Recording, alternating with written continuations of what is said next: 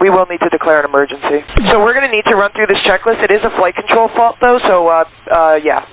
Affirmative. We have a slat fault, so we'll need, it's a flight control fault, yes. Yeah, we are declaring emergency.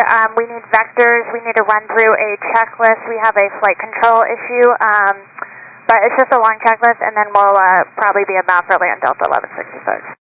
We have 167 souls on board, and we have, in pounds, 5,400 pounds of fuel, Delta 1166. Declare min fuel, and we're ready for the approach.